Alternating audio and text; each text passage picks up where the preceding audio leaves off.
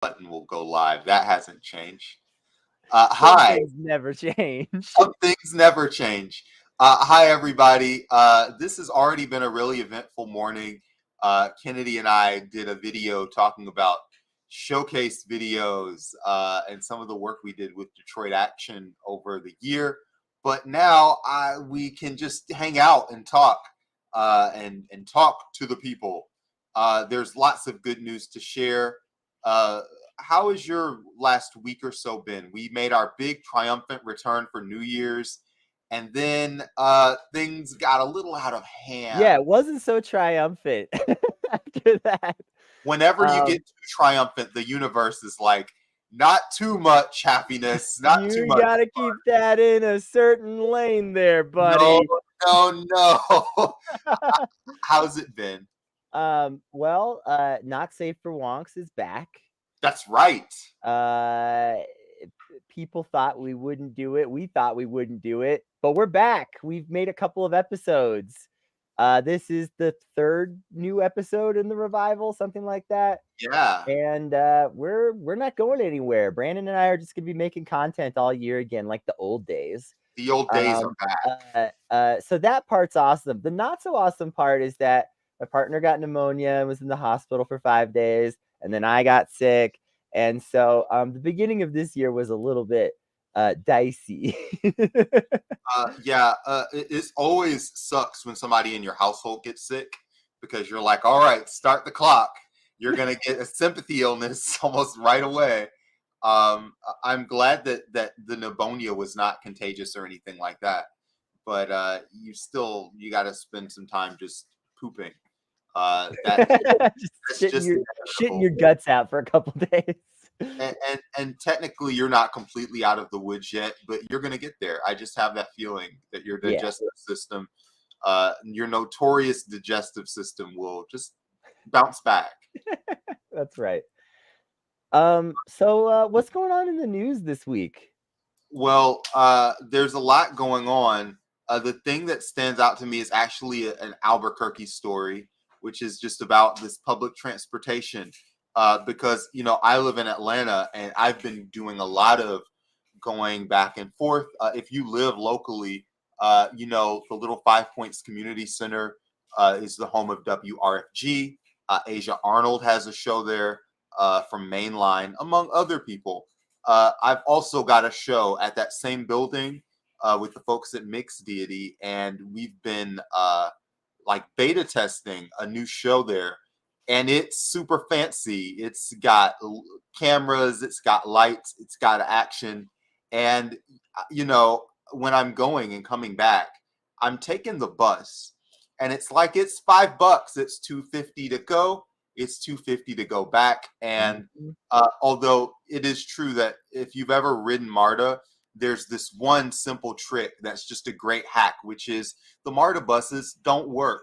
They never work. So when you get in with your all digital pass in Atlanta, we have a Breeze card, and it's technically a physical pass, but you probably know that there's a thing you've got to scan, and it just never works.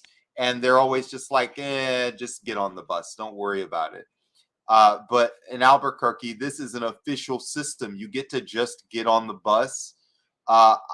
This is great development, and of course, for any great development, people want to get rid of it. And just anything that, boy, this hasn't been thoroughly monetized. How can this be solved? Let me just give a little bit of the background and everything here. So during COVID, Albuquerque piloted a free bus program. This was something that had been under discussion for a little while, and then the pandemic just really encouraged the idea of let's give this a shot while everyone's messed up. Everything's messed up. Society's collapsing, What were the bus rates before the pandemic? So they varied a little.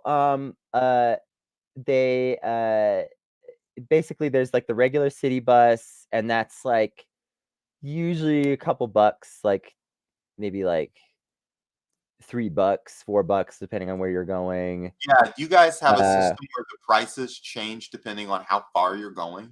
Yeah, it used to. I mean, it used to anyway. Yeah. So used to be that the price would change based on where you're going, which is always just confusing as hell. You're looking at a map and it's like, how many zones are you traveling through or some shit? You're like, can't tell because the map doesn't make any sense, And so some of the buses had a complex pricing, and then the Rapid Ride had a more straightforward pricing, but that one was not super cheap to ride, and that was one of the best buses to get on because it doesn't make a ton of stops, and so it'll take you like whole blocks at a time, uh, which is really great if you're trying to like rapidly get somewhere. Thus the name. So part of this comes down to when they were putting in the newest buses that we have in the city, the Albuquerque Rapid Transit buses, which are different because they're electric. Uh, they were having trouble with setting up the fares system. And what they realized when an investigation was done is that it cost more money to collect the fares than the city was gaining from the fares. And you might say, is that really possible? Yes, it is. And it's actually shockingly common in a lot of cities. Not every city, but in a lot of cities, your fares may not really be paying anything. And in our case, like I say, so you have these terminals that are electronic that you put money into, or you swipe your card over them or whatever. Those things cost money to operate, right? Those terminals, they're not cheap to operate whatsoever. Then you need like accountants to keep track of the fares coming in and stuff like that. You need spreadsheets. You need all these different things, right? All of the money that went into that stuff cost way more than we were making in fares. So what'd they do? They made the buses free. And what has been the result of that? Well, before the program, most bus passengers, around 90%, reported that they could not always afford the bus. Think about that. Like 90% of people riding the bus were reporting that like there was one day out of the month where they didn't have the money for the bus. That's an incredible hardship for a person living below the poverty line. That's not even like a huge pull. That's not even surprising when you think about what is the wages in New Mexico, what are the wages in Atlanta, and then you just do math because there's so much commerce. You've got to go and come back. That's one day. That's at minimum. And if you have a job where you've got to go 2 or 3 places, that's even more. And then on top of that, you got to do it 5 days a week, 4 weeks a month.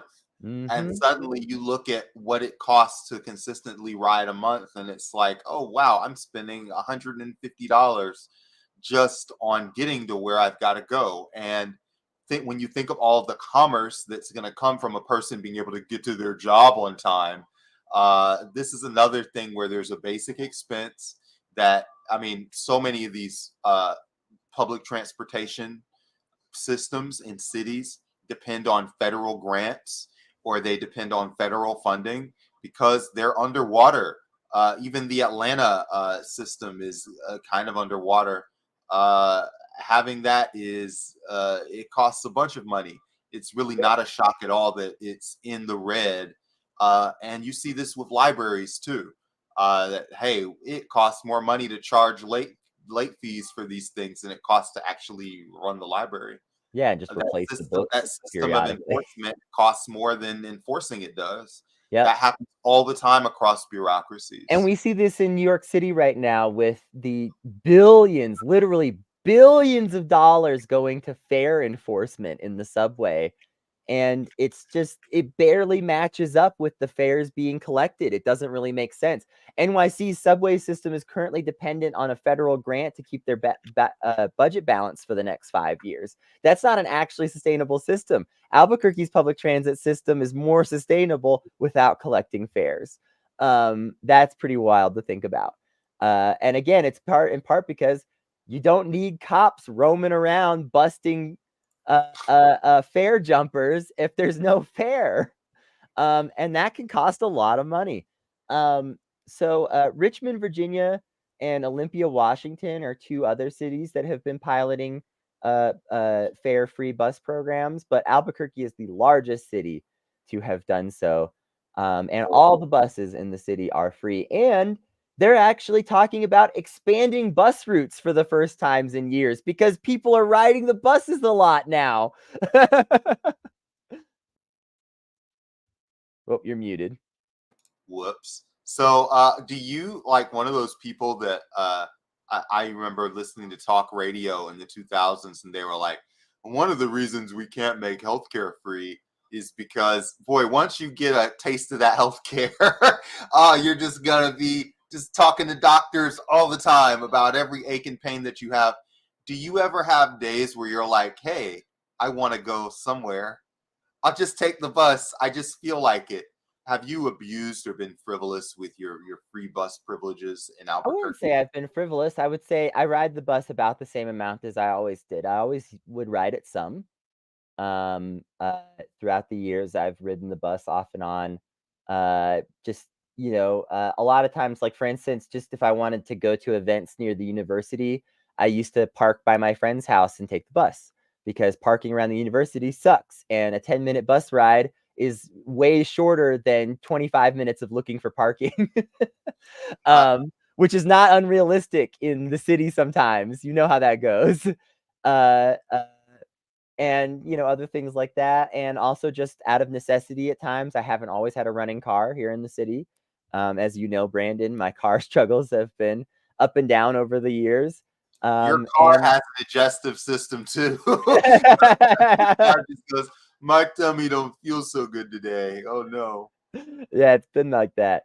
um just for practical purposes, I've ridden the bus off and on to some extent. And so I would say I'm riding the bus about the same amount as always, really.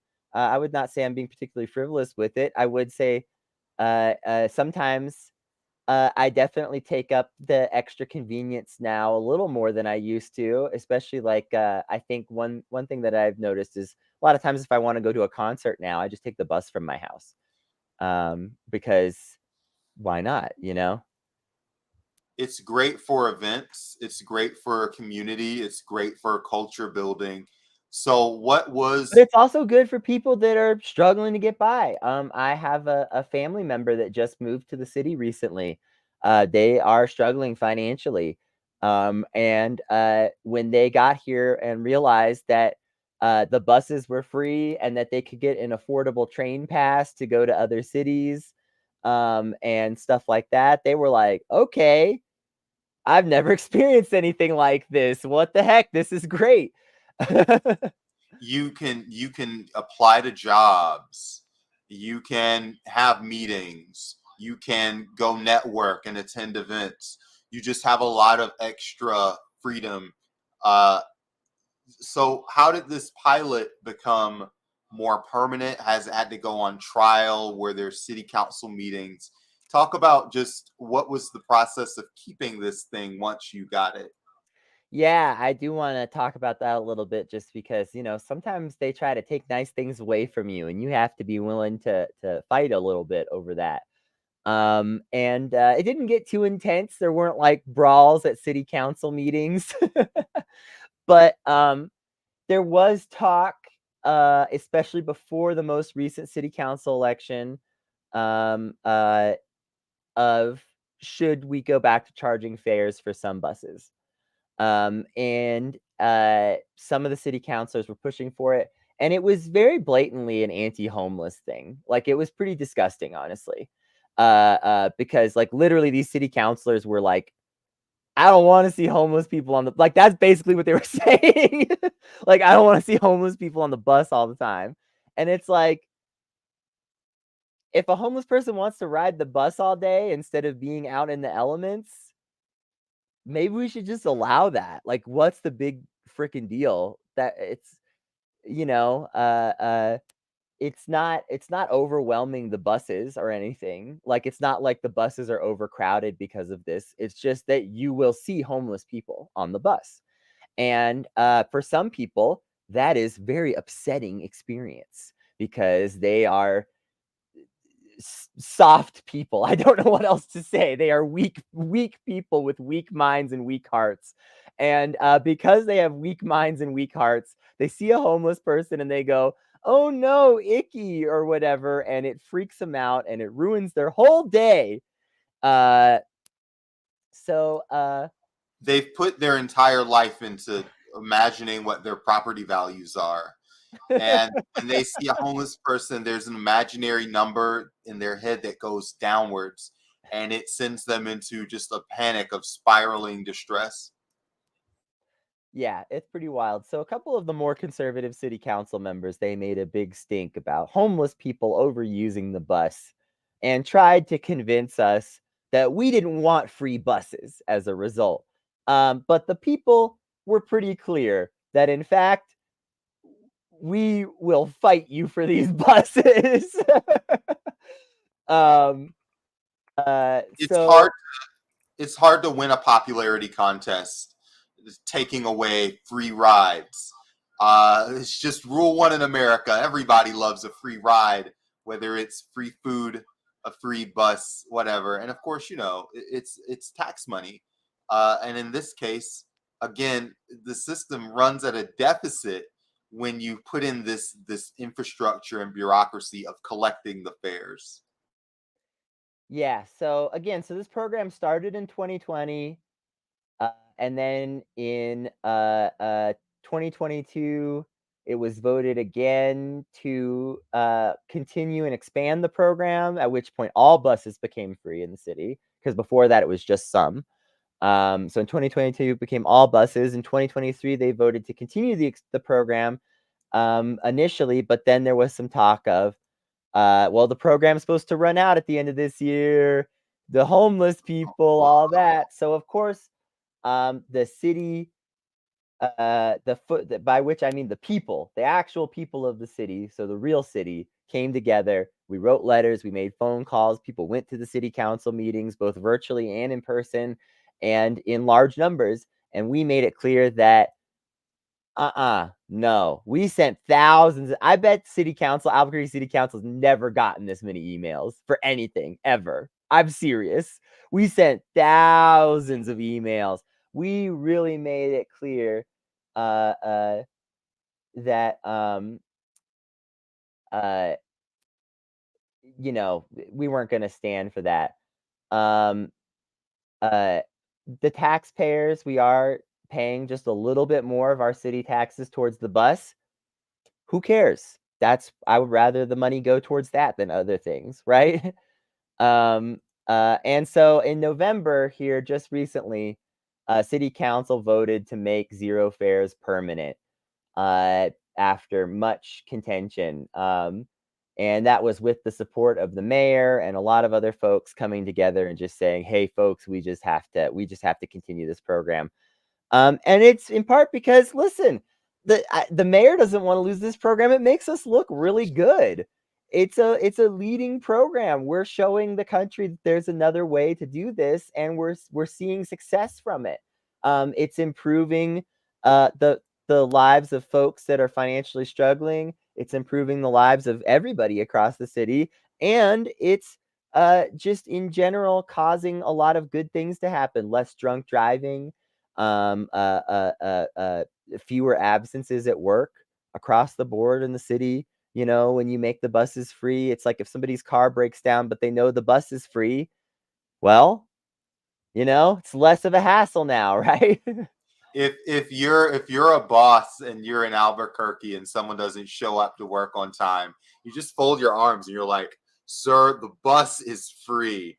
There's no way you woke up late." I guess the bus can still go through traffic, but it's like there's only going to be so much traffic. Let's face it.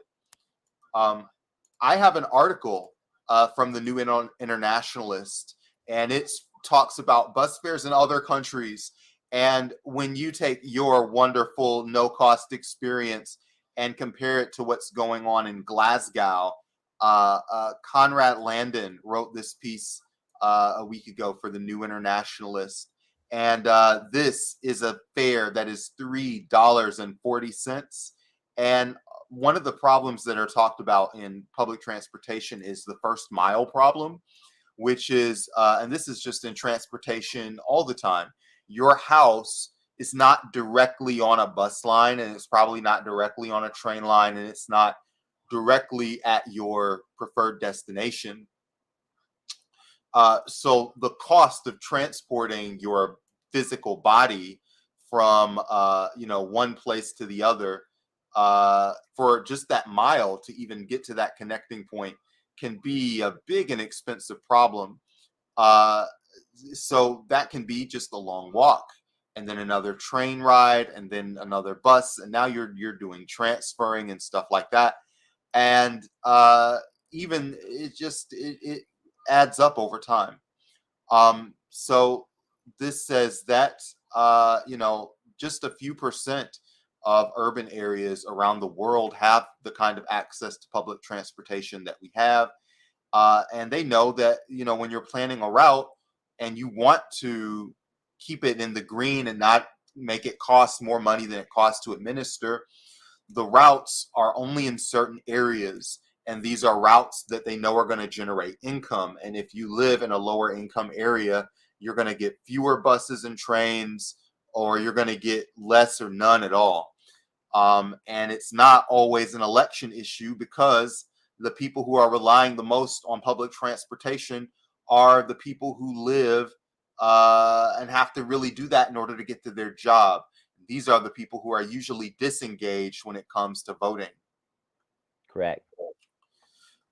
So this has got minimum frequency standards in Switzerland, which means that you have just a right to get a certain amount of buses that are in your area. Also in Zurich, there's just a guarantee that you're going to have a bus that comes by your small village at least once a day. And in really small places, there's going to be at least 4 that go out. I know that you guys have a rail system that goes to other towns, which is kind of impressive. Can you talk a little bit about how you guys connect to other cities, and how much sprawl is there in Albuquerque, to give people an idea of how far out do these buses go and how does that run? Albuquerque doesn't have a ton of sprawl compared to other big cities that I've lived in, but there are some sprawling parts of it. There are some parts that the buses don't service as well as they could. That's something that they're actually working on right now. And they sent out a really nice survey, actually, with maps and stuff, where you could be like, here's areas where I think we need buses and stuff like that. And I participated in that, as did everyone that I know. So there is an attempt to fix that, but overall, the buses do reach a lot of different places. The White Flight suburb of Rio Rancho is probably the most decrepit bus-wise, as you can imagine. It is like the epitome of useless suburban sprawl. I don't know if Rio Rancho will ever have adequate buses, because the people up there are definitely the scared of the homeless type. So uh, I would bet that your city council reps that are floating this are repping that area of the city. And well, I actually, see. Rio Rancho is its own city. That's why they're. Oh, I That's could. why they're. You know how that goes when Oh, you I let could the tell. White Flight suburban neighborhood run itself. Bad news. Oh, yeah, yeah, yeah. We definitely have that in Atlanta. We have multiple blocks inside the city that want to secede. That part of town is always looking to rise again. If you live in Johns Creek, Buckhead has been trying to leave Atlanta for a while. But I want to go back and talk about transportation from the perspective of, it's not just an issue of convenience for people who work there, but obviously, and this almost goes without saying, it's an environmental issue too. Because if the bus service sucks and you have to take a car, then it has an impact on air quality. It has an impact on pollution. It has just an impact on just how nice it is for your city to be the city that it Yeah, is. so you had asked about the trains. I wanna really quickly say, we've got a train here, a light rail that runs from Santa Fe to Belen currently. It really needs to be expanded and have further reach, which is a whole thing that hopefully we can start to push on them more, in the next couple of years. The state legislature might, finally move on that because originally this train was supposed to run from Denver to El Paso. Can you fucking imagine? I know that doesn't mean much to you because you live on the other side of the I know the Mississippi, distance but between Denver and El Paso. yeah. Yeah, that's pretty big. This is an area where we still need to push on them to provide more, but this train does provide access to folks, so that they can potentially, work in the city and live in a town 30 minutes outside of the city, and it's not such an unreasonable burden to have to go through that process all the time. Another thing that's really neat about this is that some of the other towns on the train route are starting to follow in the example of fare-free buses. And so in Valencia County, which is Belen and Los Lunas here, this won't mean much to anyone, but just these are No, this, smallish towns, yeah. that, are hard to service with a regular bus.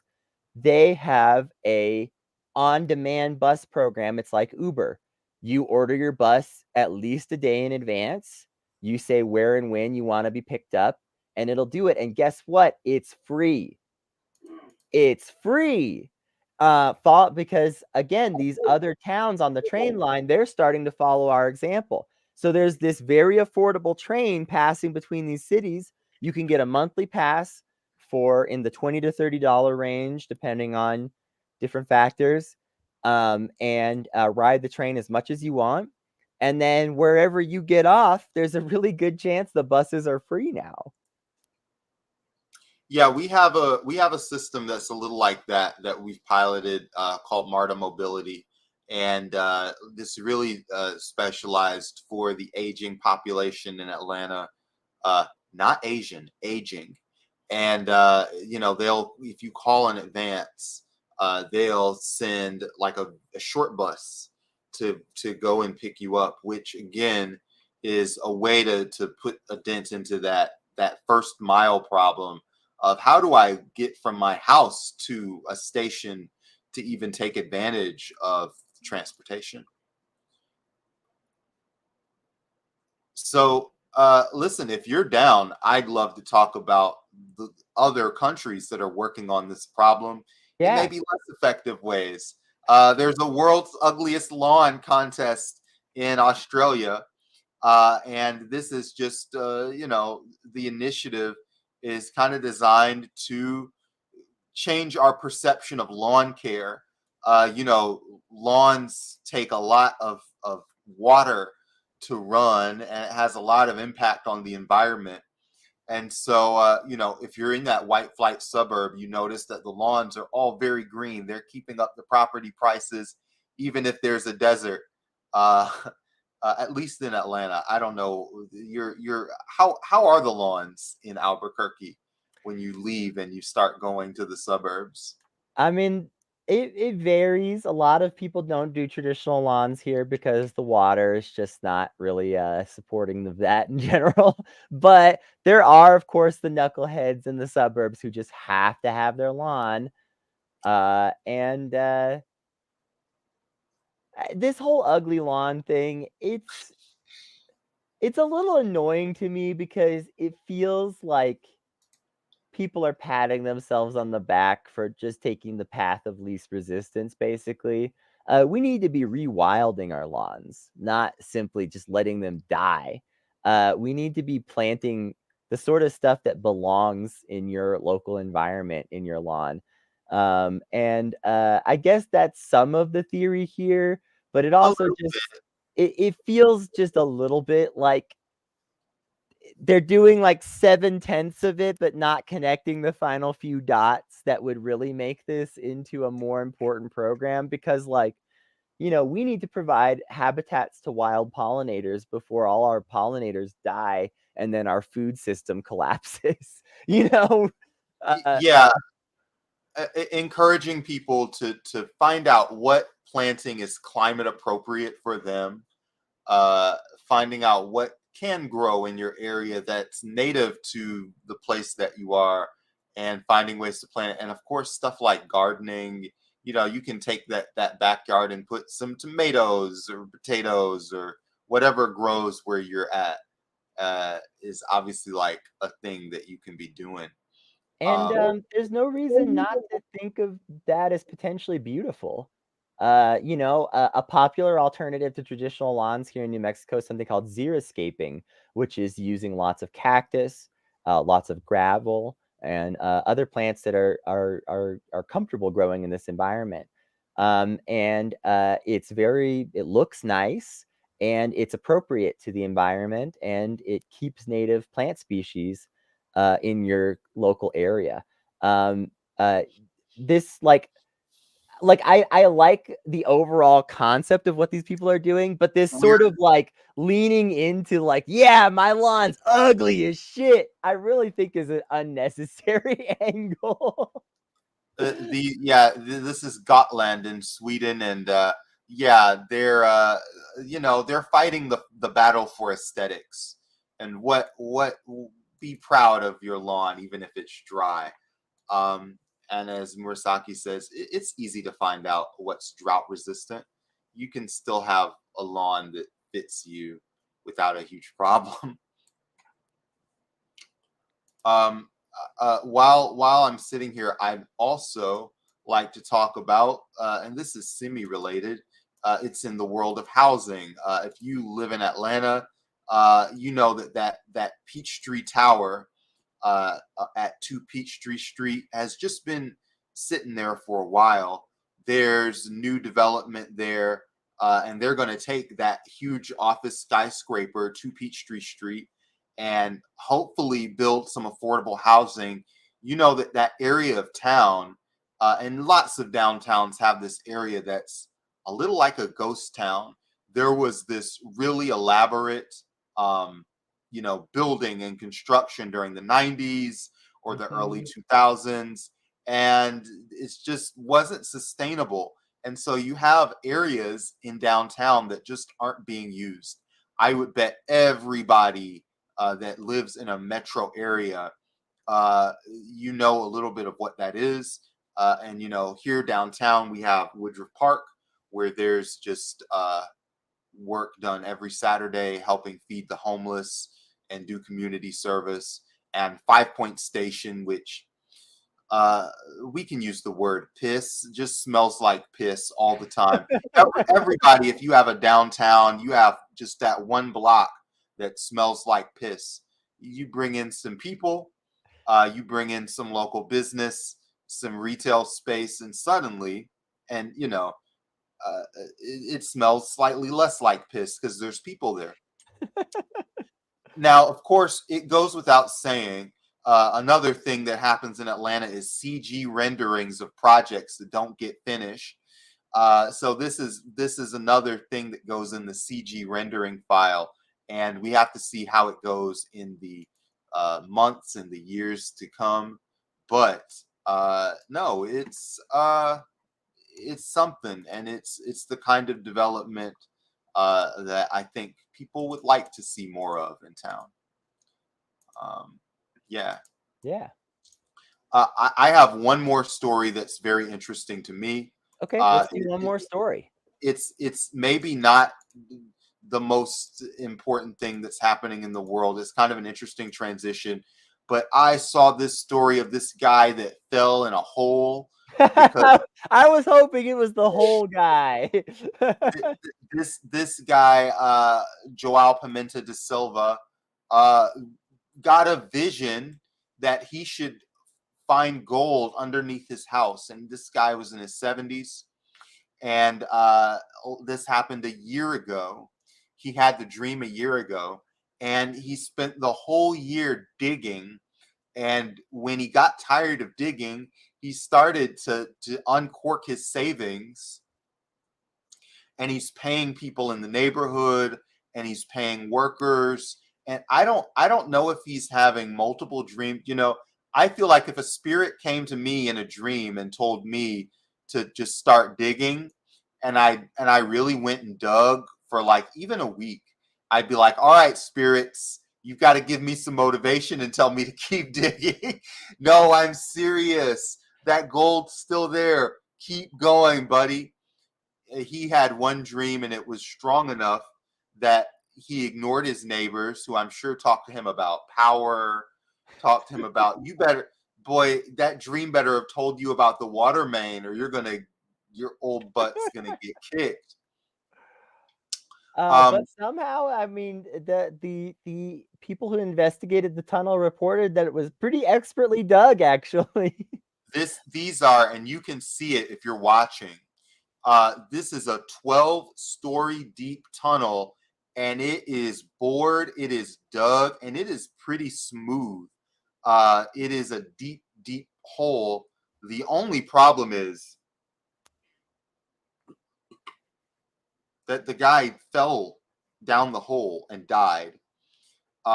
He's trying to get the mud and the water out of the hole, and he fell, which of course the loss of human life is a tragedy, but also, what are you doing?